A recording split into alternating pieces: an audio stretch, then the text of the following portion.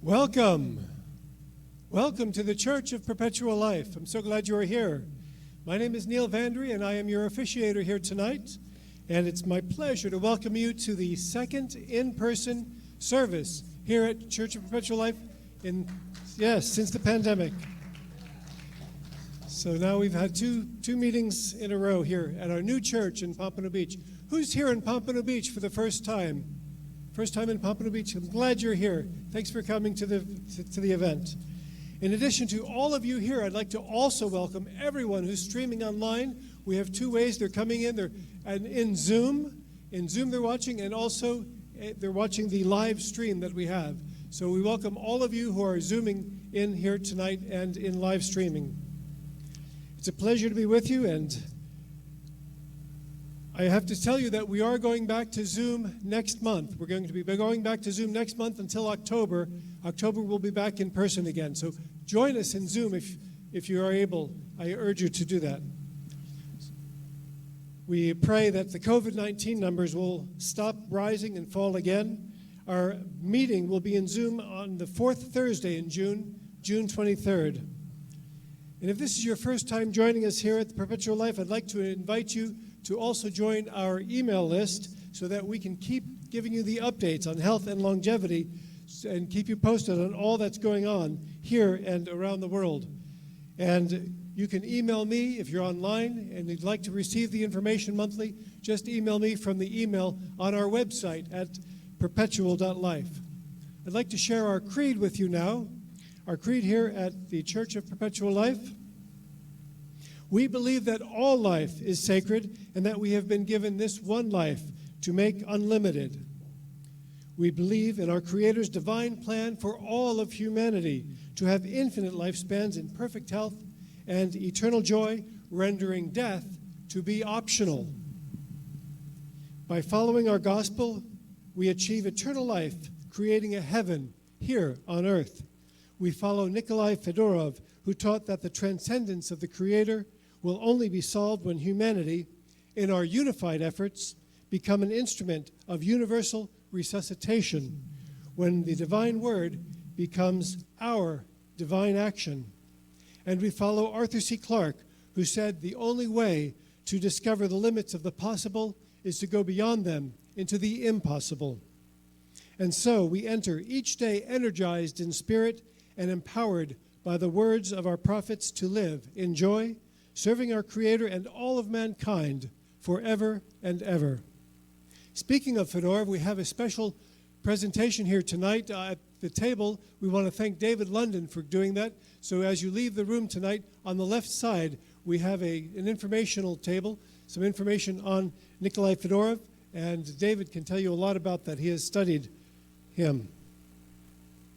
I'd like to share a big event that's coming up also that you may want to attend, and that's the event for Alcor's 50th anniversary, and that's going to be just coming up here in Scottsdale, Arizona, June 3rd to June 5th.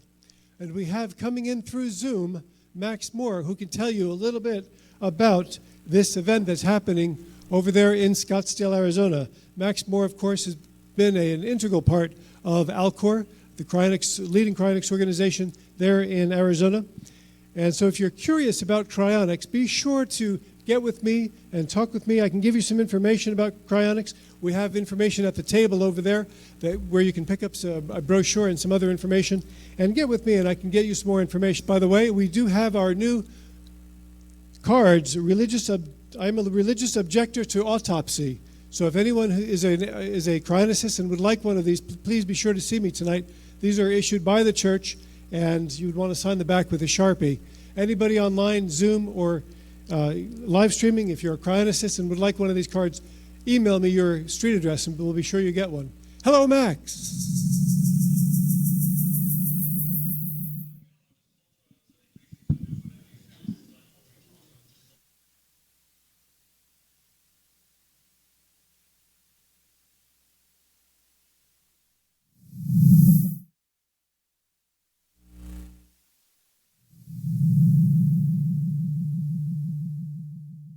And who knows how long before the next one. So I think you have, I think tomorrow is the last day for registration. So I'll put the link in the chat window in a minute, or someone else can do it maybe while I'm talking. From the Alcor webpage, it's easy to find actually at the top of the homepage. So this conference is going to be pretty exciting. It was put together rather late because of COVID, and we weren't sure we were going to do one. So I'm kind of amazed we managed to fill our schedule, in fact, overfill it, and had to do some schedule juggling. We end up with two speakers who are kind of from outside the cryonics field, but are both very eminent. The first being Professor George Church, who probably almost everybody here will have heard of, a very eminent scientist, famous in many different areas. I'm not going to try to summarize that. I was kind of amazed he accepted our invitation. That's largely thanks to Greg Fay, who knows him personally. And we also managed to get possibly the best known contemporary philosopher, David Chalmers, originally from Australia, now in New York. He has a book out called Reality Plus, and he talks about simulation argument, virtual worlds, all that kind of thing. But he's very much interested in life extension, transhumanist ideas. And when we contacted him about this and asked what his fee would be, he said, well, I might want to sign up at some point, so maybe you can credit it towards my dues in the future. So he's very sympathetic to these ideas. And he and I, me also having a philosophy background, we're going to have a chat on Saturday afternoon. So some pretty interesting stuff with the technical people. We've got Greg Fay talking about is cryonics falsifiable? Examination of a cryopreserved human brain, which will be the first public discussion of some amazing research he's done based on the case we did a few years ago. And I don't want to spoil it too much, but it's pretty exciting stuff. We're going to have others, Ashwin de Wolf will be speaking on biostasis technologies. Then Brian later on in the day, electromagnetic warming of vitrified organs. But it's not just technical stuff. We've got lessons in cultural change for cryonics. Natasha Vitamore, my beautiful wife, will be speaking on that, along with Jason Harrow, who is Alcor's latest director, a younger fellow who's an attorney, basically looking at other social movements that have managed to create change and what might we learn from them. I'll be talking about cryonics as plan A. We often talk about cryonics as plan B, our backup plan. I'm arguing that's not the way we should view it. It should be our A option, so I'll explain that. We have a president's panel, the first one ever of leaders of the major cryonics organizations coming together. That should be pretty fascinating. Of course, we're covering long-term financial planning and future income trusts. There's a whole bunch of stuff. We even have a magician coming on Saturday night to entertain people over dinner. So on Sunday, we have Kat Cotter and Greg Fay. Greg will talk about thymus regeneration, which we were talking about earlier in our chat. And Kat Cotter is talking about some practical life extension tips. And then Steve Graber will be talking about technical advances at Alcor, of which there are a huge number. So he's had to compress things down quite a bit. Steve is actually responsible for most of those breakthroughs. And then Reason will be talking about life extension research, and Chance Faloon will come in to talk about some things that Life Extension are doing to make sure that cryonics keeps going through legal challenges and through the long term. And then finally, Nuno Martins will be talking about brain cloud interface systems. So there's a really good variety of stuff. It looks like we'll have close to 200 people at this point. So if you can make it at all, this is your last chance. You'll be very welcome, and I'd love to see you there. It's a great place to network and meet new people or refresh old friendships. Thank you, Neil. Let's welcome Dr. Sandra Kaufmann and her presentation tonight, the Kaufmann Protocol.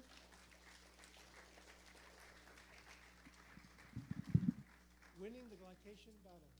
Thank you very much. I want to thank everybody for coming tonight. A few caveats. For those who were here a few years ago, I have spoken, but it was at the previous church, and I saw a lot of familiar faces, and I look forward to speaking with you guys after this is done. So number one, thank you for allowing me back. Caveat two, I haven't spoken in front of real people in about 2 years. I've been staring at screens, so I am so excited that you guys are here and there's expressions and interaction, so this is amazing. But I will also tell you I'm a whiff rusty. So if I trip over a few words, I apologize ahead of time. Anyway, okay, so the Kaufmann Protocol, if you guys are familiar with this, you age in 7 tenets per me, and there's ways to take on each of these 7 tenets. And today we're going to talk about winning the glycation battle. And as a brief review, in my world, the 7 tenets, you age because your DNA ages. Tenet 1, you have mitochondrial failure, pathway failure, repair mechanisms, immune problems, individual cell requirements. And I'm not going to go into all of that because I think I bored you with that years ago, and there's a whole book about it, blah, blah, blah. We are going to focus on waste management. And the big thing in this category is, of course, glycation.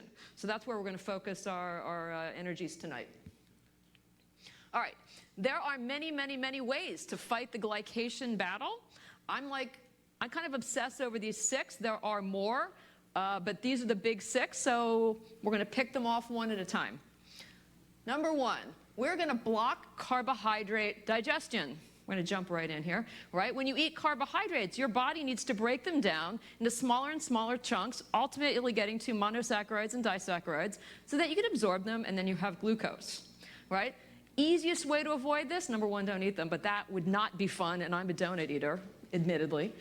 But if you do eat them and then you're in your gut, let's avoid trying to break them down, just a smidge, all right? So we're going to do that with two enzymes. Alpha amylase, you have two types of alpha amylase. The first one comes from your salivary glands, and it starts the digestion process. But when that gets to your stomach, it sort of gets destroyed. So the one that we're thinking about actually comes from your pancreas. So alpha amylase from the pancreas takes these giant carbohydrates and chops them into smaller pieces. Next, let's see. Got ahead of myself. I apologize. This is called rustiness. Alpha amylase, the shorter chains are dextrins and maltose. They're calcium dependent, so if you are calcium deficient, they don't work as well, as a side note. If you block alpha amylase too much, and you'll see all of these things that we talk about, if you block them too much, you're going to cause yourself to have some problems. So the idea is to block all 6 of these things just a bit. So cumulatively, you'll make a huge dent in the glycation problem. So if you block too much alpha amylase, you end up with a whole lot of gas and flatulence, and your friends are not going to like you. So reduce it a whiff, but not in entirety. Alpha-glucosidase is a bit different. It lives in your small intestine, in the brush border, right? So as the oligosaccharides come in, they get digested a little bit more into mono and disaccharides, and they get absorbed, right? If you slow this down or you decrease it by a certain percentage, you're going to decrease the amount of glucose that ultimately gets into your blood system. All right? So that's a good thing. But again, you don't want to do it entirely, because there's actually a disease called Pompey's disease, which is a glycogen storage disease, that if you don't have any of this enzyme, your life is going to be absolutely horrible. So again, you want to decrease these things a whiff, not in entirety. So these things work together, right? The alpha amylase breaks it into some bits. Glucosidase blocks it into smaller bits. So at the end of all this, together, you're going to end up decreasing the amount of carbohydrates that you have now absorbed. That's right? Lesson number one. That's kind of cool. How do we do this? There are 3 pharmaceutical drugs that actually do this. Acarbose is the most popular. It was the first one that's commercially available, and probably the best one. It's a pseudo-tetrasaccharide. So it sort of pretends that it's a large glucose molecule. It's not, but it is, and it's a competitive inhibitor. And it's very, very, it likes to go to these enzymes. It has 100 times the affinity as a normal polysaccharide would. So it's very effective. The other ones are a little less effective. The miglytol and the voglobose only inhibit alpha-glucosidase. Acarbose gets both of the enzymes. But again, having tried a whole lot of acarbose, I will tell you that your friends will not be happy with you. Does work, just do it in isolation. The good news is that there are natural inhibitors if you don't like actual medications. Things that hit alpha amylase in isolation, we have ursolic acid, one of my favorites, allegic acid. The alpha-glucosidase inhibitors, there are a lot of those. But most importantly, there are a lot of things that do it together, right? Andrographolide is one of my favorite substances. And it's one of my favorite substances because it also helps your brain for a variety of other reasons that we won't talk about right now. Chlorogenic acid you're going to see again and again and again in this lecture because it is amazing for lowering glucose, and this is one of the first things that it does. And I also like fucodan. Comes from seaweed, and it actually changes your brown fat to white fat ratio. So a lot of these things do things in many categories, and this is just one. All right, step 2. Now we've reduced the amount of glucose going into your circulation from your diet. Now we're going to decrease the amount coming from your metabolism. There's a very important enzyme called glucose-6-phosphate translocase. It's involved in 2 major systems. The first one is breaking down the glycogen that you already have. That is called glucogenolysis. The second thing is making new glucose, and that's gluconeogenesis. So by affecting both of these systems, you are seriously controlling the amount of glucose that goes into your system, right? That's kind of cool. Obviously, the liver controls most of this glucose, so that's where the enzyme lives. It's also scattered around in the rest of your organs as well. How do we inhibit this? Well, there's some cool things sort of hidden out there. in some fungus and some bacteria, there are a few things. But the one thing that we can actually use is chlorogenic acid. Right? It's in coffee, it's in yerba mate, great stuff for you. Just to drive home the point that you don't want to overdo all of these things, if you inhibit this to a huge degree, you're going to get a different kind of glycogen storage disease called von Gerke's disease, which is not attractive.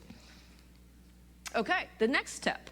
Now we've got our circulation, we've got our blood, our glucose floating around in our bloodstream. We want to get that glucose into your cells where it can't do any harm. There are 13 transporters.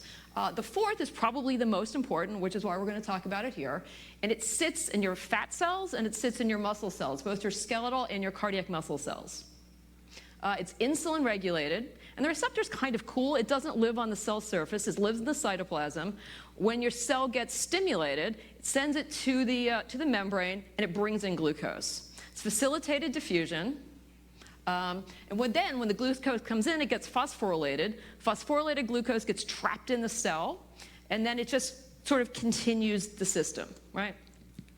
And cells are smart. I love cells. I was a cell biologist. Cells are smart. So your cell tells your body what it needs, right? So if a cell already has enough glucose in it, the system turns off, right? If you are obese or your cell is full of fat, you're not going to upregulate these transporters. Right? If your muscle isn't working and doesn't need glucose, so let's say you've got muscle atrophy or denervation, it's not going to upregulate. But if you're exercising, or if it's stimulated by thyroid hormone per se, your cell goes, I really need this glucose, receptor gets upregulated, you bring in more glucose, and you're doing well, right? Well, let's cheat the system. We can upregulate this pharmacologically, right? So this is a list of things to do it. And I want to point out that a lot of these things show up on the same lists. So again, andrographolide is the second one on this list, which is amazing. And I can guarantee you everyone in this room is probably on resveratrol, right? Probably, or some version thereof. Maybe, nods, stares, maybe. Perfect. And if you're not, you should be. Okay. The next trick up our sleeve is aldose reductase. And this is going to be a little bit off kilter, but it'll make sense in the end. When you are diabetic, or just like us and have a normal amount of glucose, it goes into cells, and aldose reductase turns it into something called sorbitol. Sorbitol is brutal, and sorbitol can't get out of cells. So in diabetics, when sorbitol accumulates, it causes a lot of tissue damage. The cell swells, it degenerates, becomes apoptotic, and it dies. So especially in diabetics, you really want to block this enzyme. Now, the other thing that happens is that the sorbitol in an NAD-dependent reaction turns into fructose. Everyone goes, oh, fructose, fruit, that's amazing, that's great. It's not. Fructose is 7 to 10 times more glycosylating than glucose. So we don't want that either. So by blocking the ability to make sorbitol and or fructose, we just saved ourselves, number one, diabetic damage. Even if we're not diabetic, I think we're all pre-diabetic.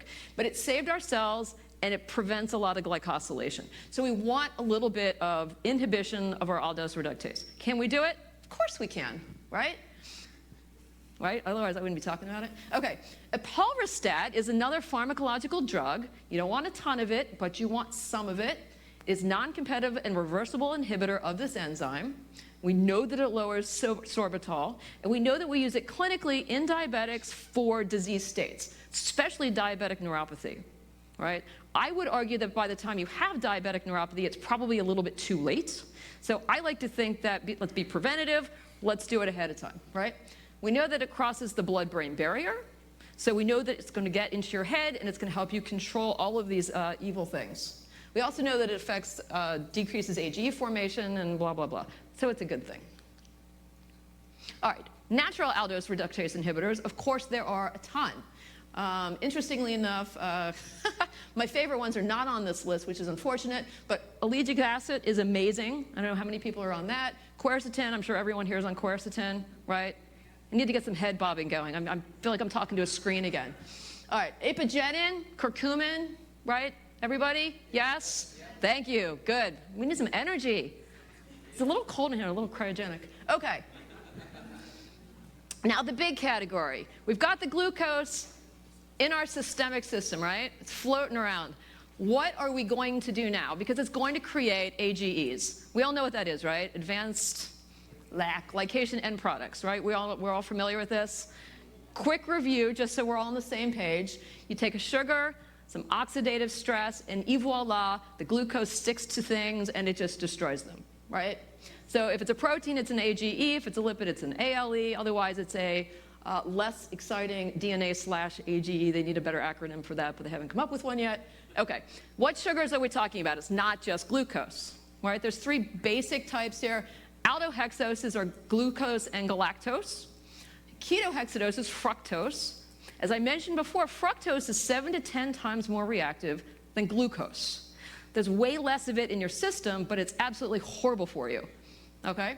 And then lastly, the aldopentose, which is ribose, and ribose is even more reactive, hundreds of times more reactive.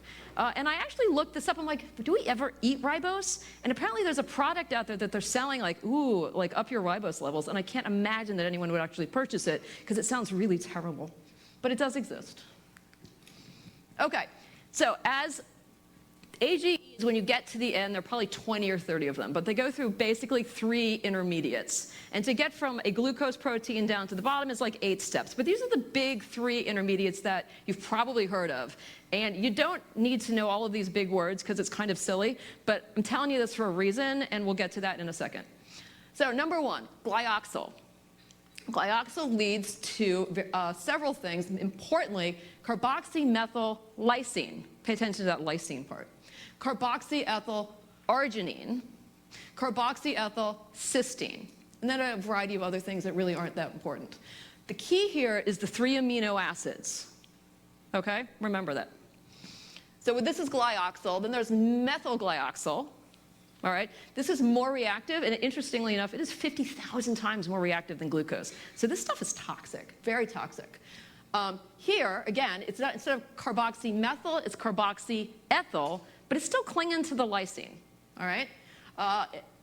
There's also the argopyrimidine is actually arginine, so it's close. The idea is that it's attacking the same amino acids. And then the last one, which I'm not going to say too much about because it's pretty boring, and I always mispronounce this, 3-oxyglucosone. This is only important because it reacts with the pentoses. But again, the pentoses react with the lysine and the arginine, same amino acids that the other ones did. So what is the take-home message here? These 3 amino acids, when they are embedded in your proteins, get attacked, and they're a huge problem in terms of AGE production, right? That's the take-home message. So we're going to backtrack a whiff. Why are AGEs bad? I'm sure you guys all know this. I was thinking I shouldn't even put this in there, but I'm going to. Production of free radicals, right? Carbonyl stress, oxidative stress, alters proteins and lipids, makes proteins and enzymes not as functional. Things become more immunogenic, right? Leads to autoimmune diseases. Glycation of histones actually is one of the reasons that people get lupus, which is sort of interesting. And then huge inflammatory response. AGEs by themselves are inflammatory, and when they hit RAGEs, the receptors, and we'll try to talk that in a bit, that's also hugely reactive. And then, of course, they stick to long-lived tissues. They destroy your collagen, which is why our faces droop over time, and our vasculature and all that sort of stuff sort of fails. But in general, the whole point of AGEs is that it causes tissue damage. All right, back to our amino acids, right? So if we think about our general plan, right, we tried to reduce the amount of glucose getting into our bodies.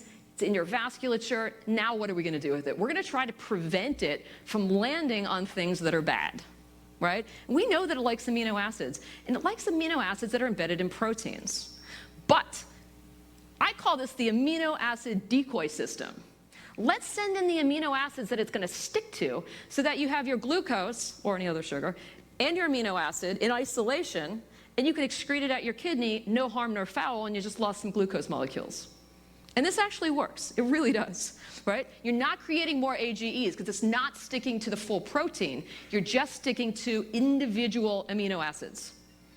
And there's evidence that arginine does it, lysine does it, and cysteine does it. And the cool thing about cysteine is N-acetylcysteine is also an amazing free radical scavenger. So that's like a huge twofer on that one. I know it sounds ridiculous, and people are like, really, you want me to take amino acids for this? And the answer is yes. Take them with every meal, and your blood sugar will be like very happy. Okay, step 2. The glucose is floating around in your vasculature. We want to block it from landing on the proteins. So the other thing you can do is you can block the landing site on the protein. That's kind of clever, right? Just block the front door. So aspirin does this. Aspirin acetylates lysine. Okay? So when you have aspirin sitting there, well, when it's acetylated, glucose can't land there. Et voila. One of the reasons aspirin is so great for you. Interestingly, diclofenac does it as well. Diclofenac is a prescription drug. It's a fantastic anti-inflammatory, but it blocks AGE production, and this is how it does it. Now on to one of my new favorite drugs, and you guys are going to be laughing like, she's crazy. Pioglitazone.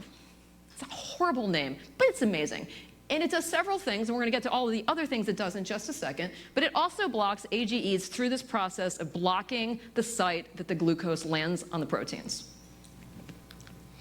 Why is pioglitazone so cool? Okay, first, it stimulates, and I always screw this one up, peroxisome proliferator activated receptor gamma. So I apologize for cheating and looking at the screen on that. But that is the master regulator of mitochondrial biogenesis. So number one, the first thing this thing does is it boosts your mitochondria. That's pretty cool. Secondly, it helps our glucose transporters 1 and 4. Remember we talked about making 4 upregulate? This does that. Decreases the output of glucose from the liver. Another fantastic thing. In some cell models, it increases messenger RNA levels of sirtuin and klotho. They didn't go as far as measuring the actual things, but the MRA went up, so hopefully by extension, the proteins did as well. Sends your rages down, sends your soluble rages up. Again, we'll talk about that in a second. But here's a really cool thing that it does as well.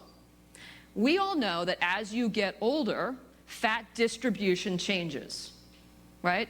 Fat in your skin, your subcutaneous skin dissipates and it accumulates in your middle, right? I call it the abdominal tire syndrome.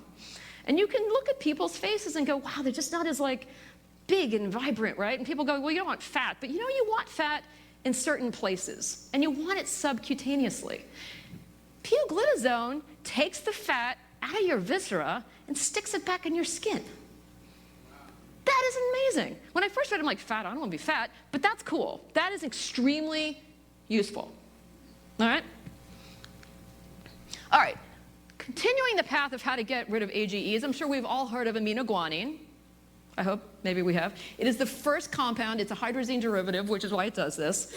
You can still buy it, but it's not so great.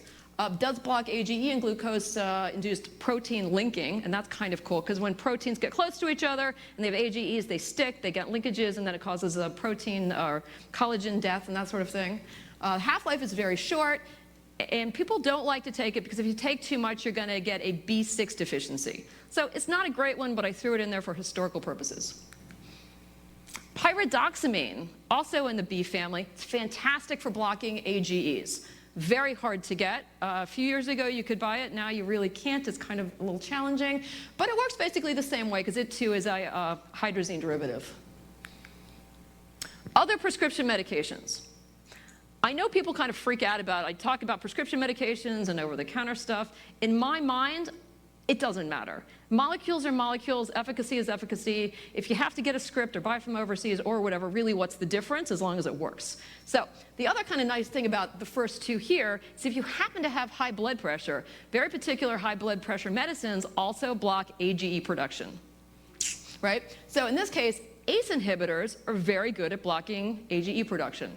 My favorite is lisinopril. So I don't have high blood pressure, but I take a bit of lisinopril. Can't hurt, right? It's got to help you.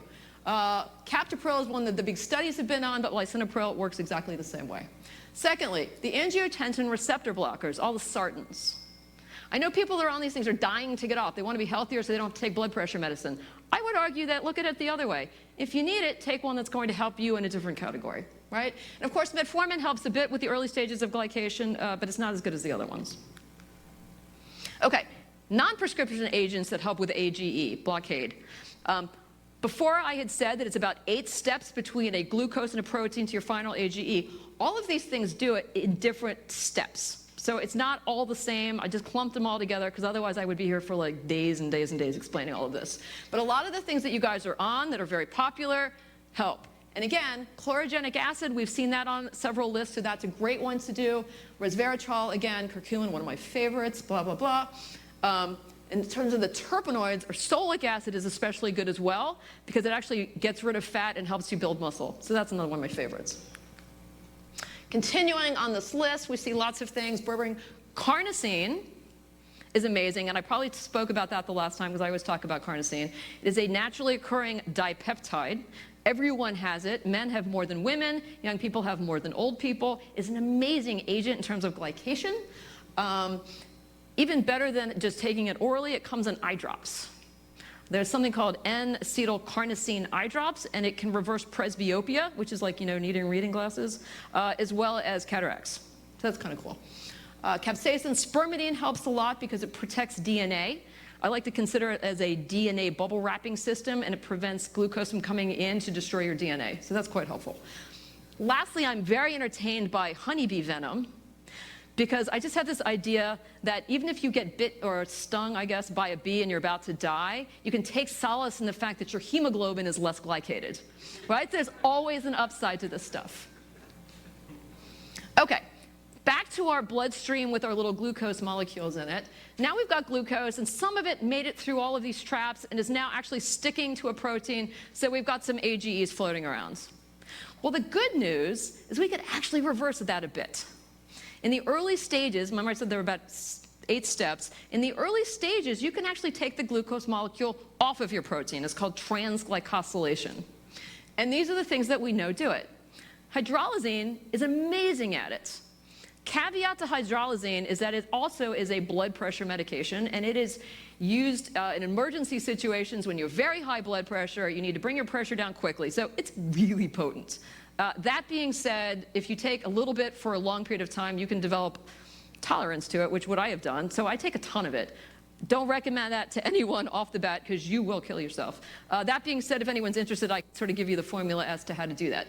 But it's a it's a hydrazine derivative, so it's amazing in terms of ripping glucose off of the early stages of AGEs. Carnosine again does it, glutathione does it, and cysteine does it. That's another one of our amino acids that glucose gets attracted to. Okay. So now we've got vasculature, we've got AGEs, and we're stuck with them. Now what do we do? Well, now we pull out the AGE sponge system, right? Got to hit this at every level. Lactoferrin is a crazy AGE sponge. So lactoferrin is an iron-binding, non-heme, iron-binding glycoprotein. It's in breast milk. It's in tears. It's basically in every fluid that you excrete. Right? And it's supposed to carry iron, non-heme iron, so that it floats around your body and it does all of those wonderful things. The second thing it does is it's very important in your the system against bacteria, right? And if you actually have your lactoferrin measures leveled and it's a high level, your primary care guy is going to say, oh my God, you are just horribly infected. You've got this immune system problem. You're just in serious trouble. However, if you take it exogenously, lactoferrin is a sponge for AGEs. It is a long molecule. If you look at it under a microscope, very powerful microscope, it would look like a barbell or a bow tie, right? A glob with a little thing in the middle. It has 2 binding sites for what's called the ABCD motif. So it actually sticks to AGEs. 2 of them per molecule, because there's 1 on each side. It floats around, sucks up your AGEs, and you excrete it. That is amazing. I think it's amazing. Okay, lastly, we're getting to the end. I know this is a lot. The receptors for AGEs, we all know about the receptors, right? They sit on the cell membrane. When an AGE hits that receptor, one of 2 things happen. Either it becomes taken into the cell and you destroy the AGE. That would be nice, right? But what generally happens is the AGE precipitates a reaction, all right? And you get oxidative stress, you get inflammatory issues, you get thrombotic problems. So you do not want these RAGEs becoming activated. That's just a no-no, right? The good news, and this is where people always make fun of me because I come up with the strangest illusions, but they always make sense in the end.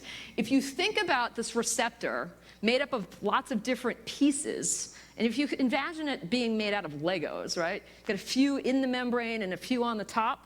The one on the top of the membrane is the one that sticks to the AGE, okay? And that, like a Lego, that can come off, right? That is called the soluble piece of your receptor. And you can have that separate for two reasons. Either A, it can just fall off, or two, you can actually make it separately. And it doesn't really matter. If you cleave it, it's a C rage, and if you make it separately, it's an S rage. But they are both, ES rage, but otherwise they are both called S rages. It's a soluble piece of the receptor. Why is this important? Because these act as decoys, sucking up the AGEs in your system, right? The AGE sticks to this piece, nothing happens because there's no receptor attached to a cell, and you excrete it. So between that and the lactoferrin, that is your cleanup system. All right? How do you make more of these? What's really cool, exercise does this. I don't know why, but exercise causes you to create more soluble rages. Green tea does it, ECGC does it. And then just to come full circle, pioglitazone does it, which is the drug I talked about before. It's kind of cool. Okay, so we're just going to quickly, because I know this is a lot, recap. Number one, keep glucose from getting into your blood system in the first place. 2, block the ability to make extra glucose. 3, drive it into your cells so it doesn't cause any problems. 4, the stuff that does get into your cells, you want to minimize the damage. 5, you want to block AGE creation. And then 6, if you have AGEs, you got to initiate your cleanup system. And there you have it. That's how we defeat glycation. Any questions, or am I passing over the baton?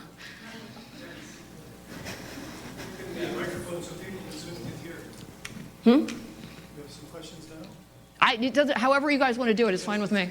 Okay. Let's get one of these microphones. Give me a live microphone. Okay. Neil.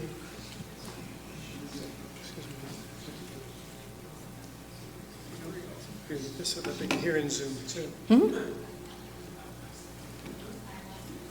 Let's offer our thanks to Dr. Kaufmann for her presentation.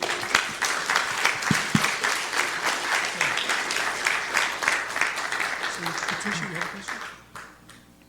I listened to a lecture last night by Bob Kilpatrick from St. Petersburg, Florida. He was saying one of the major problems that we have with our cooking technique with our meats is that we cook them over 300 degrees. And he said, and I didn't know this, he said there's some sugars in meat.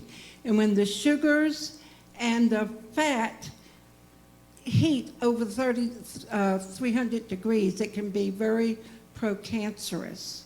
Can you speak on that a little bit? Sure. So there are AGEs in all the food that we eat. How you cook meat is especially important. It's also in breads, just a lot of foods that you eat. There's actually an anti-glycation or anti-AGE diet, which is actually very good for diabetics. I went through the whole how to make your diet better in terms of cooking. It's hard. You have to keep the temperatures low. You have to simmer food for absolutely forever. You cannot caramelize anything. I would venture to guess that if you don't want to change your diet, you have to accept the fact that you are eating AGEs. 20% of your AGEs sort of get cleaned out naturally. They're just not going to absorb. The rest of them, I would initiate the cleanup maneuver and go with the lactoferrin and other ways to sort of fight that off. But you're absolutely right. You consume AGEs all the time. Thank you, Doctor. I have a question from Zoom land. So a question from Zoom from Tom. What device does Dr. Kaufmann use to measure glycation, and how can we get it? That's an excellent question. There is a really cool skin scanner. It comes from the Netherlands. It's called an AGE reader. There's a big office one you can get, or there's a little handheld thing you can get. I have the little handheld. And you put it on your skin, it goes, and it tells you how glycated you are. In lieu of that, a short-term glycation is obviously your hemoglobin A1C, and beyond that, you're sort of stuck. Other questions for Dr. Kaufmann? Here we go. Dave? Dave from Pompano Beach. Thank you, doctor. Very interesting speech. But once you determine, and I'm very unfamiliar with all this stuff, but once you determine your level of glycation, how do you determine the treatment, or how many of these chemicals or pills to take, I guess? So it depends on your level of commitment. I was kind of thinking that you guys here at the Church of Perpetual Life would go, yeah, I'm doing them all. In reality, I like to think that you pick one or two in each category. So it gets mixed with exercise, is that right? Exercise definitely helps. Every step that you take is going to decrease it slightly incrementally, right? So let's say if you hit each category 10 to 20%, by the time you get to the end, you've made a significant reduction. And any reduction is better than no reduction. Do you have a list of exercises maybe you look at? Exercises? Oh, heck no. No, I'm not an exercise therapist. You know, when you read the studies, it says, you know, Joe Schmo exercised for X number of hours and blah, blah, blah, blah, blah. What they actually did is beyond me. The idea in terms of getting glucose in and that sort of thing is just to make the cells require glucose. If that's resistance or not, I really don't know. But I'm more of a chemical-based person. I am an exercise nut, but it's not why I do it. A question from Dr. Howard. Hi there. Thank you so much. Great presentation. You're going to have a good question because you've been staring at me the whole time. I pay attention. Okay. Excellent presentation. Very, very important issues that you're speaking about here. Yeah, you said you take a little lisinopril.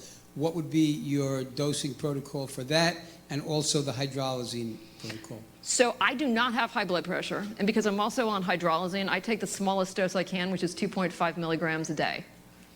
Hydralazine is tough because depending on your blood pressure, it's going to precipitate a total downfall. So I started with 10 milligrams and thought I was going to die. So I reduced that to 2.5, got to 5, got to 10. Now I take 50 milligrams 3 times a day. Everything comes with a caveat. The caveat to hydralazine is because you're deglycosylating some DNA. It theoretically can precipitate autoimmune issues. So I'm very much on the lookout for that. So if you're going to give that to your patients, just know that there are risks and benefits to all of this stuff. Thank you so much. Mm-hmm. Dr. Kaufmann, we have a question from Zoom. By Brent, how can we keep glucose levels low? It kind of seems self-evident. Yes. I do all of the things that we're talking about. Right. Another question from Rudy. What other metrics, systems, tests can be used to provide real feedback about whether our protocols are working? So that's an excellent question. Glycation is a particularly tough one. If you're in lab studies, you can measure all of these intermediates, you can measure all of these AGE products, but there's no place that I know of that you can probably do this right now. There's some geniuses in this conference room or church, so perhaps you guys can invent a system to measure that. That'd be fantastic. Okay, good. Here's a question. Here's Ray. Hi, Doc. How are you? Good, Great yourself? presentation. Thank you so much for your time. Are there any diets that you do prescribe that you think are better than certain other diets, like a vegan diet over this, that makes that kind of a difference that you would So prefer? every diet has pros and cons, right? My suggestion is always to do everything in moderation. So as an example, if you're a vegan, people swear that they do well with that, but then you're short of carnosine and other very specific vitamins. Every diet choice has a pro and a con. And so depending on who you are and what your concomitant medical problems are, that's a very individualized decision. And it also has to do with personal commitment. I've tried a variety of them. I am a junk food junkie. I'm not supposed to say that in public, but I do. But the reason I say it is because you don't have to be perfect to do these things. Whatever you do, you can sort of try to fend off the damage. I remember when we did this the last time, some guy said, do I have to give up cigars? And I said, absolutely not. That's your choice, right? But know the damage comes with a cigar. So for example, we know that every puff has like 30 billion free radicals in it. So if you are going to make that choice, take a whole lot of things that block free radicals, right?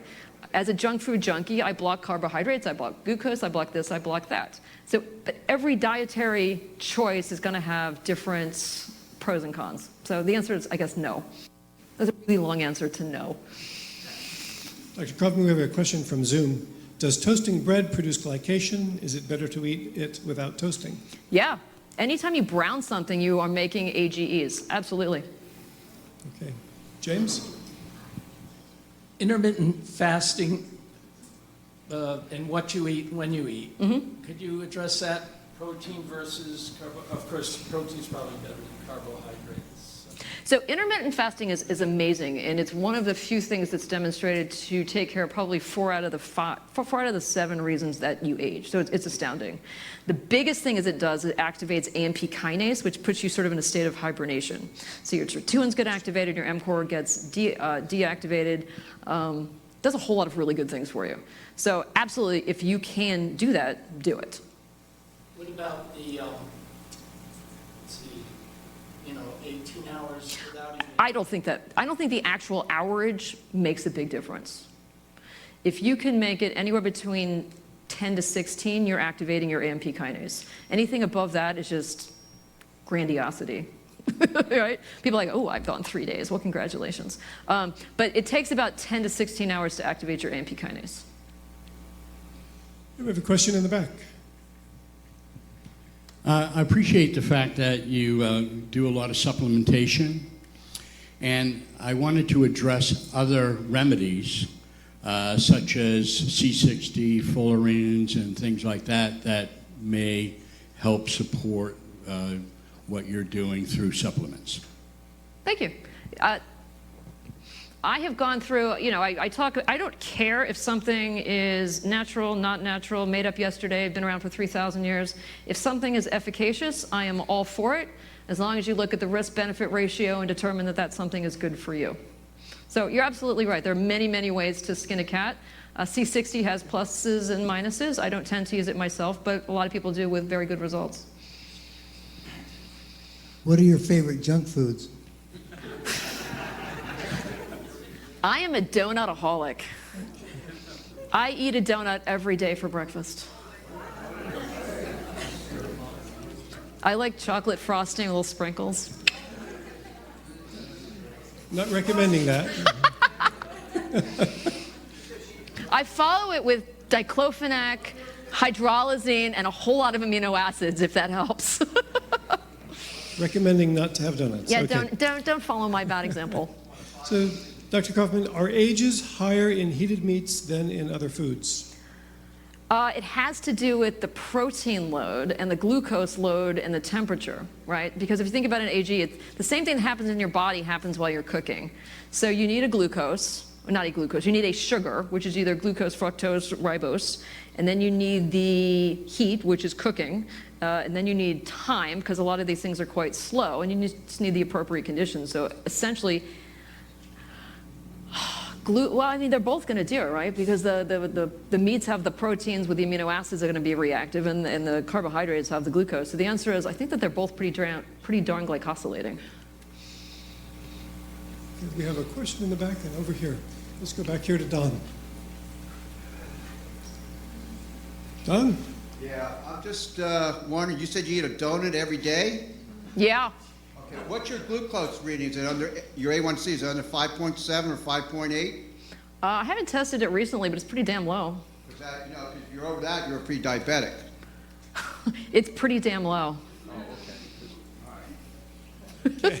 I know you're absolutely appalled by my behavior, and I apologize. But I also take 67 agents a day, so with any luck, I've outsmarted my body. Okay, here's a question from Dave. All right, again, Doc, but yeah, your speech was fascinating overall. I just eliminated sugar from my diet recently to help lose weight. So you mentioned coffee. So coffee is okay? Oh, coffee is fantastic. So Chlorogenic acid is one of the best things you could possibly do for your glycation. So for sugar substitutes, I take xylitol, As long as it's not a reactive sugar molecule. And you have to just look it up. I don't know what the reaction of that one is, because people used to think that fructose was so much better than glucose, and in fact, it's way worse. Yeah. So it's just a matter of what the glycation potential of it is. Okay, but sugar substitutes overall are better than sugar itself, right? Sugar's bad. Depends what the substitute is. Depends on the substitute. I have a question from Chase over here. it's less of a question and more of a point, since a lot of people were asking about what foods have AGEs in them. You can look up on Google AGEs in food, and there are studies that have basically infinitely long Excel spreadsheets that list exactly how much AGEs are in each food and at what temperature you cook them and for how long. So if you're interested in your own diet and personalizing it, that's what you look for. I've personally done that before, so. Yeah, but you're 12, so I'm not sure if that counts. All right.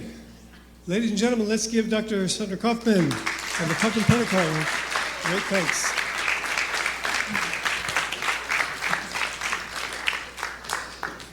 Thank you. All right.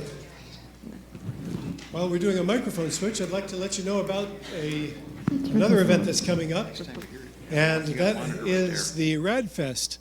In October 6th through 9th, we have the RADFest going on, and it's going on again in San Diego. How many here have been to the RADFest? Okay, great. Well, I hope that you're all able to make it again this year. So we have a short video for the RADFest that we'd like to share with you. And we'd like for you to share the information about what's going on here as well. Also, know that we are videotaping, recording the event tonight. The event recording will be available for you almost immediately after the event. It becomes live, and we usually have the presentations, the PowerPoints, available also, so that may take a day or two before that's posted to the website, but know that you can access that. You can share this event with the people that you care about. Let them know what they can get by watching the recordings here. And the website is www.perpetual.life, churchofperpetuallife.org. It all goes to the same place. If you go to www.perpetual.life, then you'll be able to go in the upper side of the website. You'll see our YouTube station. Go to that YouTube station, and you'll be able to see the events, all of the events that we've recorded since 2013, since our first event here. We've got them all recorded, and you can watch them and watch the PowerPoints as well. Yes, you are welcome. Okay. So our next speaker tonight will be giving us a short age reversal update. And again, we'll be having a question and answer time after his talk. For over 4 decades, Bill Faloon has uncovered pioneering approaches for preventing and treating the diseases of aging. Based on published findings in animal models and preliminary findings in people, there may already exist methods to systematically reverse biological aging, and Bill Faloon is always on the cutting edge of research. He's the founder of our church and has spent countless hours and dollars toward age reversal research. Let's welcome Bill Faloon.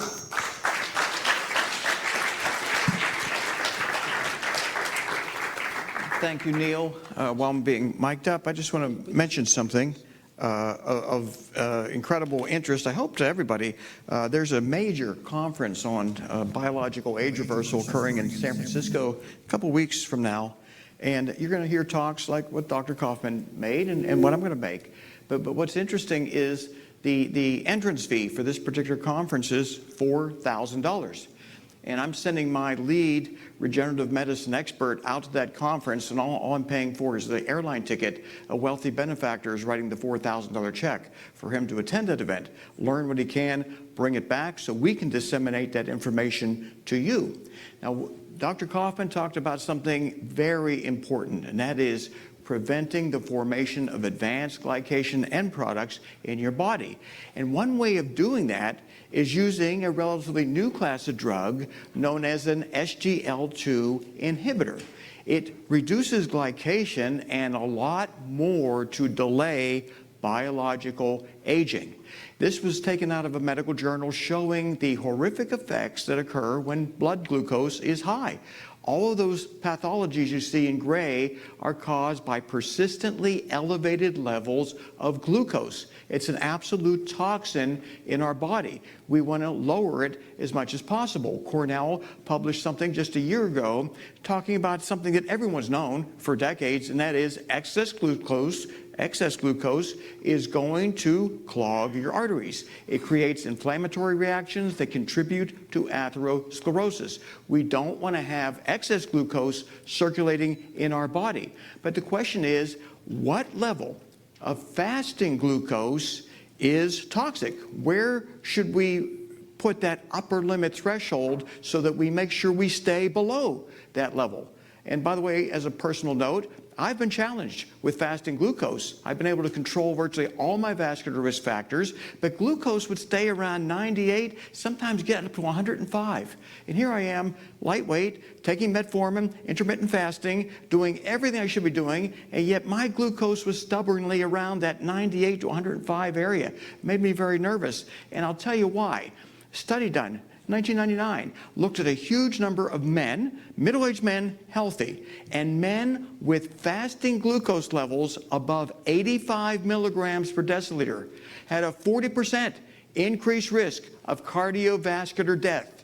And as a member of this church, we don't want to die. And the idea that I had a marker that I could not control, I wanted to do something about it. And by the way, back in the 1980s, when I started this mission to control aging and slow the risk of dying, well, doctors were looking at fasting glucose up to 139 and saying, that's normal, that's okay. Well, thank goodness, a couple decades later, they recognized glucose levels over 99 milligrams per deciliter is not good. That's considered high.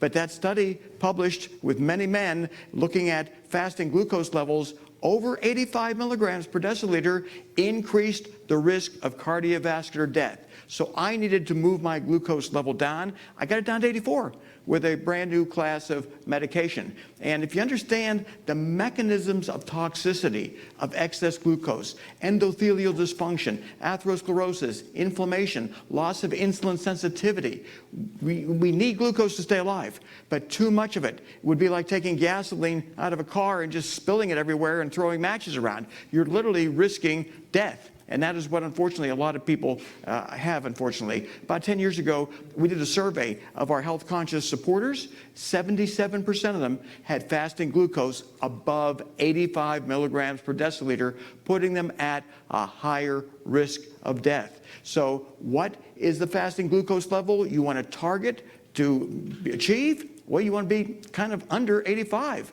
because something over 85 is toxic. And I made this to demonstrate the fact that glucose is not anything we should take for granted if it's above 85. We should do what we can to lower it. But that's been challenging, including for me. So a relatively new class of drugs, this came out in 2013, SGL2 inhibitors, stands for sodium glucose cotransporter 2. And these drugs inhibit the ability of kidneys to put all the glucose back into your blood every time they filtrate it out. And just so you understand how the kidneys work, you've got a red arrow, and I've really tried to make this simplistic. About 50 gallons a day of blood circulates through our kidneys. So the sodium glucose goes in that red renal artery going into the kidney, and virtually 100% of it comes right back out.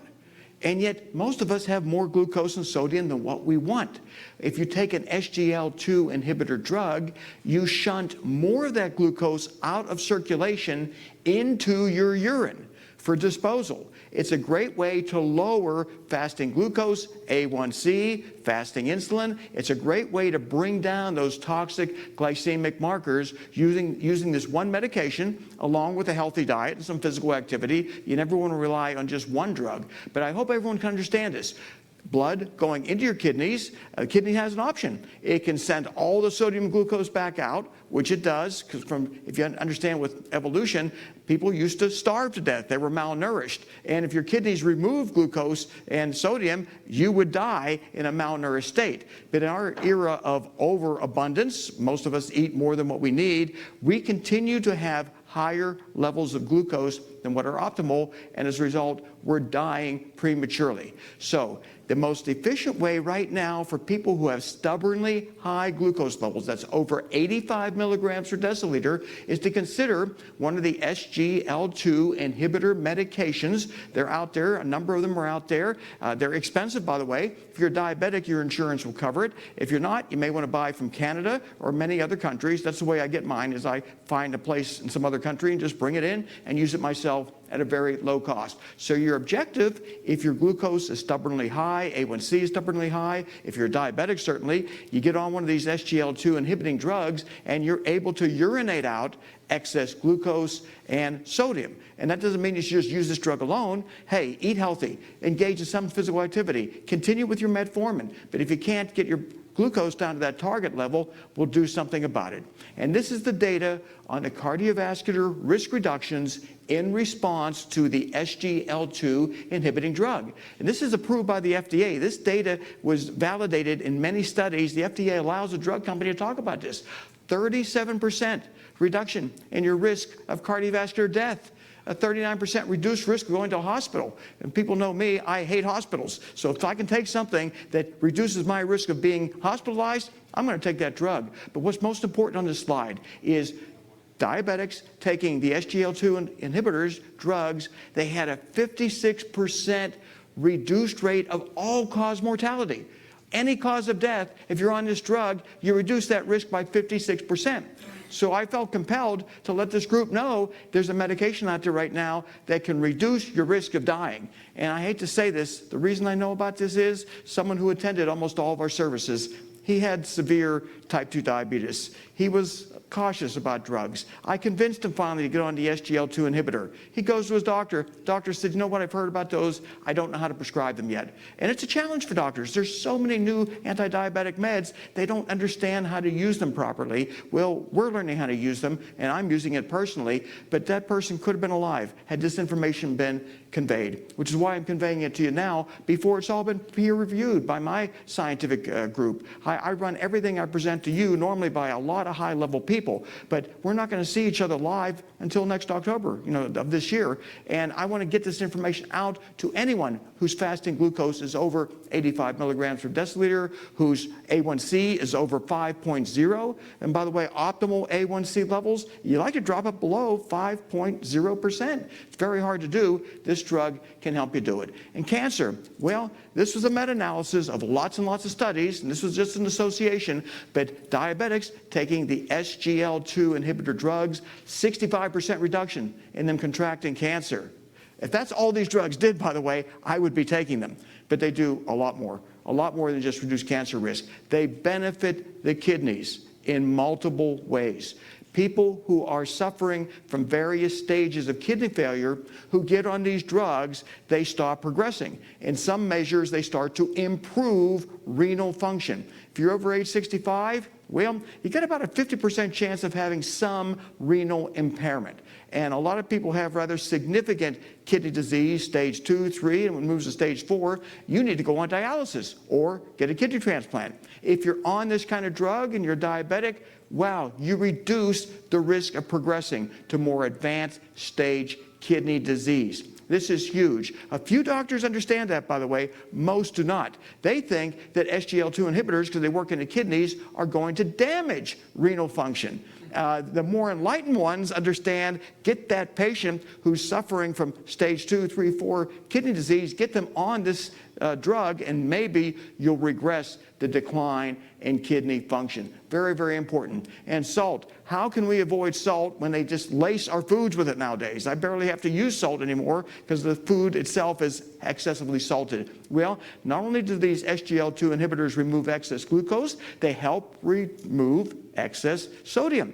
So if you have a blood pressure issue, this can at least help with that blood pressure, get that lower so that you get to live longer. I think most of you have heard my talks on hypertension. You ideally want to be around 115 systolic or lower.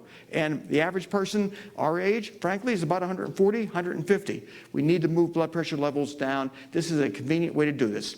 This is what the FDA allows the company, Eli Lilly, who makes Jardiance. They can make this health claim. And normally the FDA is very stringent as to what kind of health claims you can make. But people, being diabetic people, taking the Jardiance drug, 38% fewer cardiovascular deaths, which corroborates everything else we know about how these drugs work. They reduce risk of stroke, heart disease, cancer, kidney stones even. People who take these drugs have a 50% reduction of kidney stones. It's incredible. So if you realize how much excess glucose is in a type 2 diabetic's body, it's shocking. Shocking. I've only learned this a couple days ago. I need to run this by some higher level people.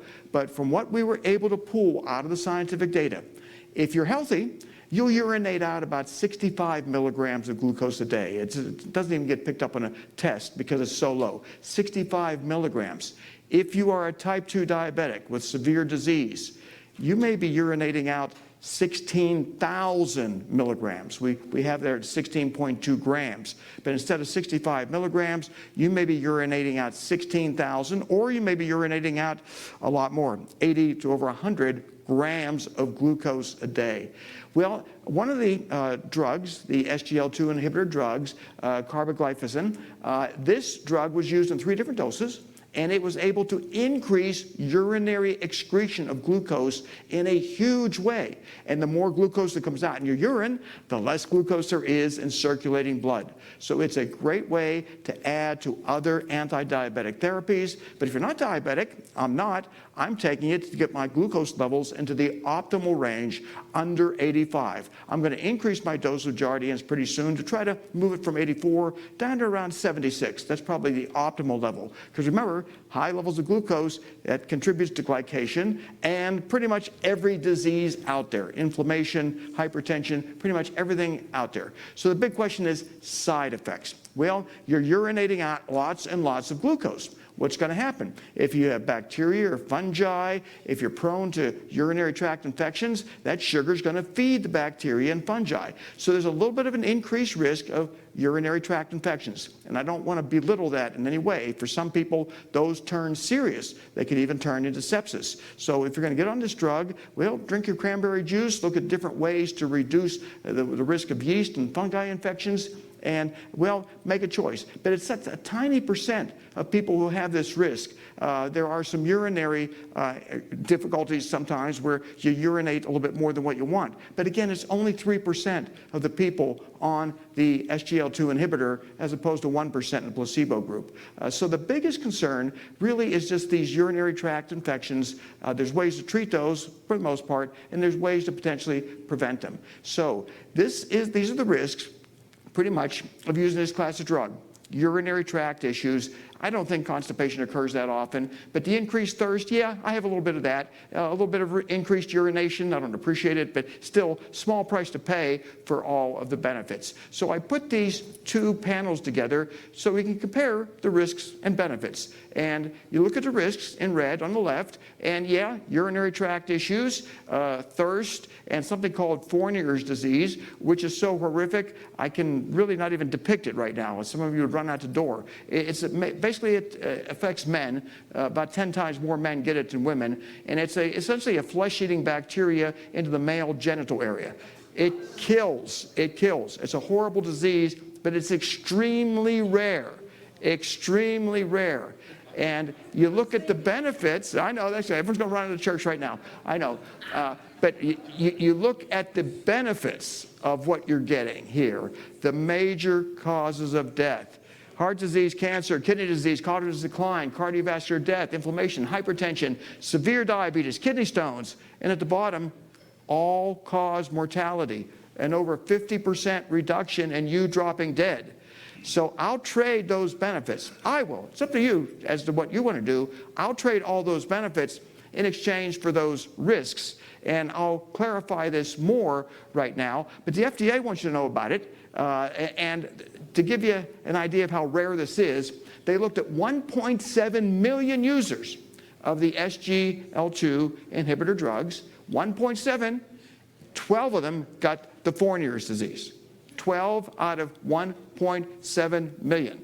That's over a 5-year period. And then they looked at people not taking the SGL2 inhibitors over a period of 30 years, and only 6 got the Fournier's disease.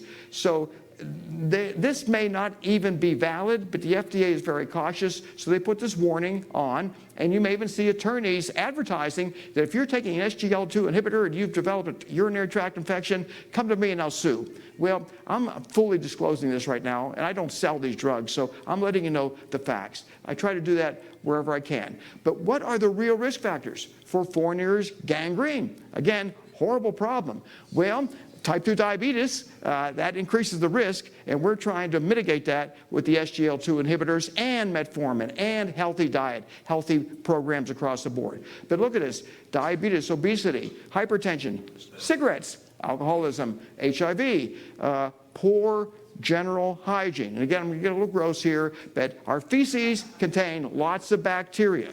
And if we don't clean ourselves up really well, and a male gets that into a cut in his genital area, he could develop Fournier's gangrene. Very, very rare, but look, sexual practices, how you behave after you go to the bathroom, has a lot to do with something that is almost non-existent.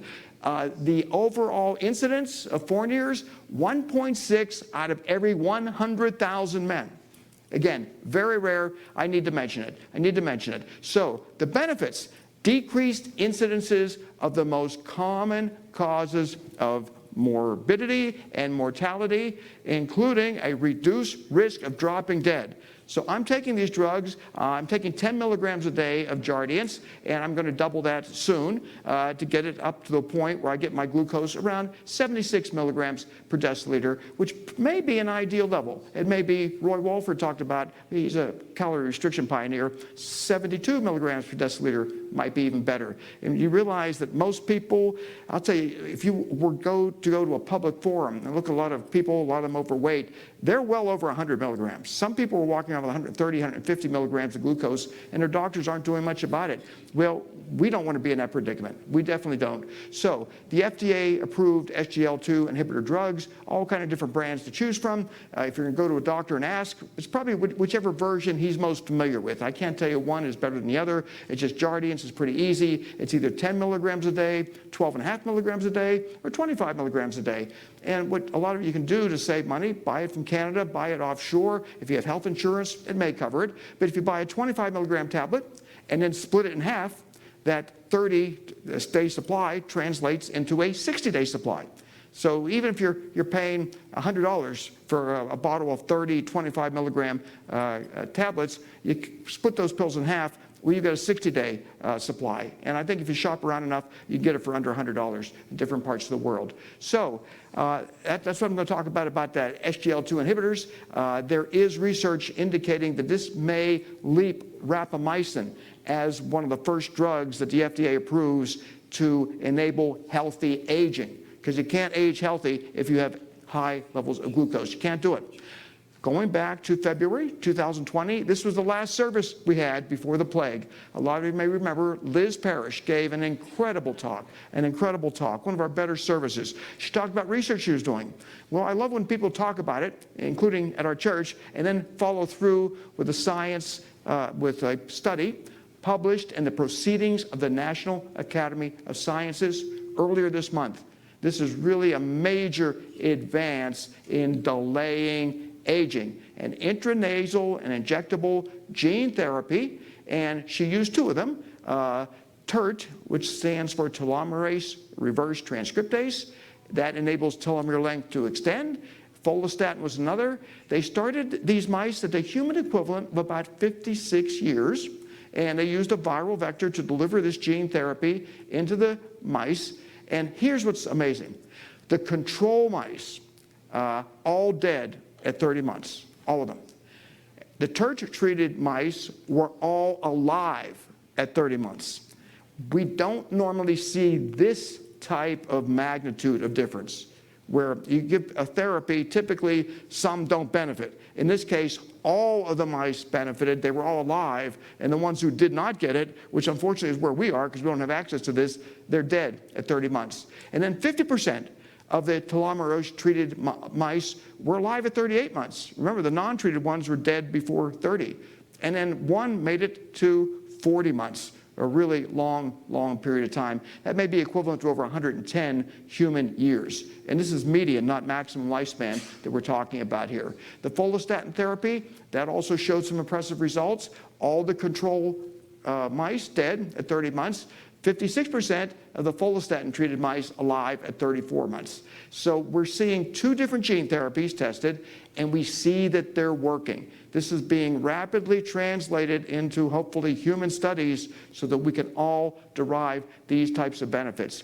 And what they were able to see is 41% extension of median lifespan in the telomerase-treated mice, and then the follistatin, 32% increase. Be interesting to try these both together, by the way, to see what happens, because they work by slightly different mechanisms. So this translates into median human lifespans, which right now in the United States is pretty pathetic. It's only about 78 years. You get a lot of unhealthy people, many who die early. There's people who make it way beyond that, but too many who don't. This would translate, turn down the microphone if you can a little bit, this translates into people living to be about 110 on average. And only supercentenarians make it to 110 nowadays, extremely rare. But the people or the mice getting these gene therapies made it to the human equivalent of about 110. I can't wait to initiate this type of therapy in myself. Regrow telomeres, more youthful capabilities restored to my cells. This is another graph pulled out of the Proceedings of National Academy of Sciences paper, and I hope you appreciate, she talked about that here at the church, February 2020. It's now been published in one of the most respected scientific journals in the world. And as it relates to the value of this church, of RADFest, of the various conferences we put on, there's a high-level event occurring in San Francisco in a few weeks. I am sending our lead regenerative medicine expert to that conference. The entrance fee, $4,000 to attend this age reversal conference. Now, a wealthy benefactor wrote the $4,000 check. All I'm doing is paying for a plane ticket to send our lead researcher there to figure out what else is going on in the anti-aging field. But the church is free, and the RadFest is, well, about $700, I think, for 3 or 4 days. Free meals included, everything else. You compare $700 to $4,000. And they're different conferences with different objectives, but I'm just letting you know the value of having someone like Dr. Kaufmann come up on the stage and give you that kind of presentation, because people are paying big money for it. And I've talked to groups where I've gotten substantial honorariums, which I donate all to the charities, by the way, involved in aging research. And people are paying, in some cases, $20,000, $30,000, $40,000 a year to get a package of events that they can attend to figure out how they don't have to age. The beauty of this church is nonprofit. We don't have the kind of overhead that some of these commercial companies have. So this is the crisis we are faced with in this country. And thank goodness most of us in this room aren't faced with it. We are going to have so many obese people, it's going to be a health care tsunami if we don't do something about it. Obesity, well, that's going to trigger lots of toxic glycation reactions, and it's going to kill us. It's just absolutely going to kill us. So this is where we've come the last 30 years and where we're going. By the year 2030, we are going to be in a mess. So please, take care of yourself. Good news is big money going into aging research, both from the government and from some very wealthy individuals. And they're talking about drugs to slow or reverse aging. And I talked about the SGLT2 inhibiting drugs, which are approved, being used by millions of people right now. If your glucose level is over 85 milligrams, or if your A1C is over, let's say, 5.5%, consider that drug class. You need a prescription for your doctor, or you might just find them offshore somewhere. But that's my primary recommendation. And the billionaires, they keep coming up. There's a lot of billionaires out there. They're getting old, and they drop dead. I don't know how that kind of money cannot be used more for aging research. It's not that they don't contribute money to charity, but the charities don't engage in age reversal technologies. So people with a lot of money who have made incredible accomplishments in the world wind up dying just on schedule, die around age 80. And if I had that kind of money, needless to say, there'd be a lot of scientists doing a lot of research because I believe technology exists today to enable us to live potentially indefinitely. So that really much wraps up my little follow-up to Dr. Kaufmann's incredible presentation. I know it was scientific, but it's good to understand there is that much science behind everything she said. As it relates to diet, by the way, eating foods cooked at no more than 200 to 250 degrees, that's a great way to inhibit glycation. And I've been trying to do that ever since I learned that in 2003 and published an article about it. So I appreciate the doctor in St. Petersburg corroborating pretty much what I said. Eat foods cooked at low temperature, but as Dr. Kaufmann said, very hard to do. You pretty much have to run your schedule around your cooking, and it's very challenging, which is why the compounds that Dr. Kaufmann talked about and these SGLT2 inhibiting drugs, they may be a nice solution for you. So I'm open for any questions. Thank you, Bill, for this presentation.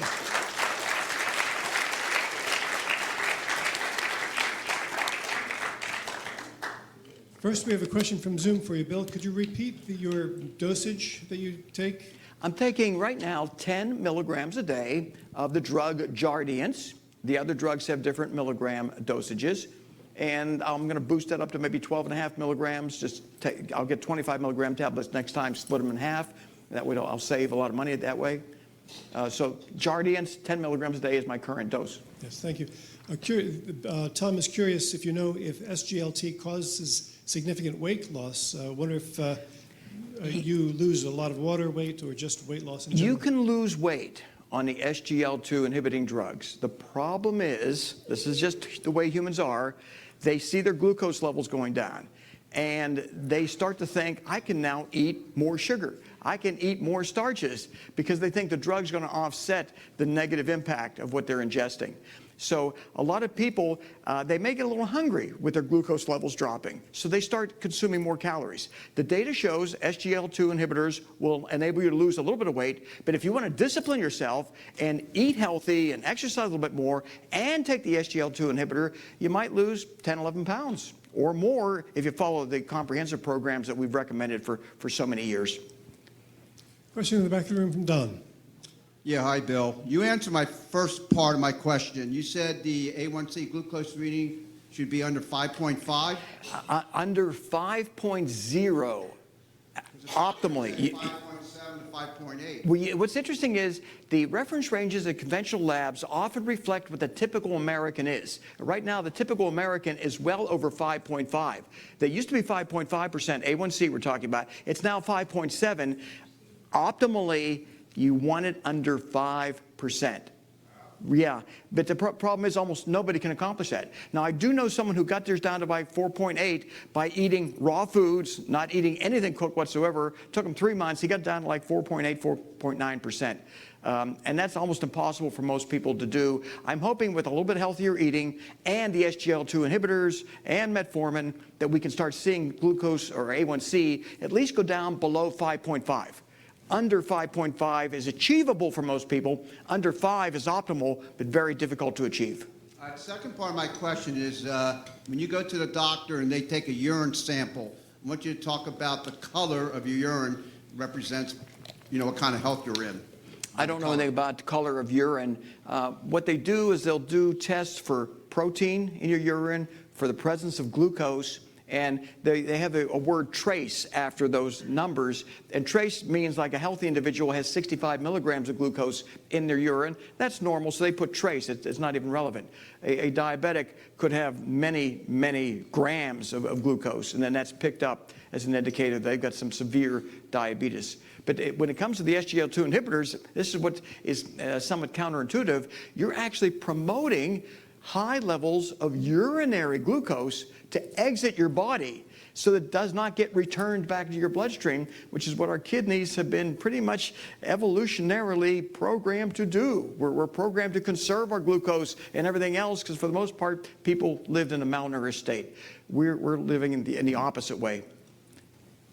Question for you from Zoom, Bill, from Richard. Are the percentage reductions in cardiovascular events and all-cause mortality for diabetics or for healthy people as well? Yes, these are all diabetics. They haven't done research on healthy people taking SGLT2 inhibitors yet. So this is the risk reduction. All that data I showed you relates to diabetics, in which they've extensively studied these drugs. Because if you think about it, these drugs work in the kidneys. If they were to damage the kidneys, well, you couldn't use them. Diabetics are very high risk for renal failure. So yeah, all that data deals with diabetics. But guess what? Almost anybody over the age of 50 to 60, even if they're trying, they're in a pre-diabetic state. Dr. Kaufmann mentioned that. I've mentioned it many, many times.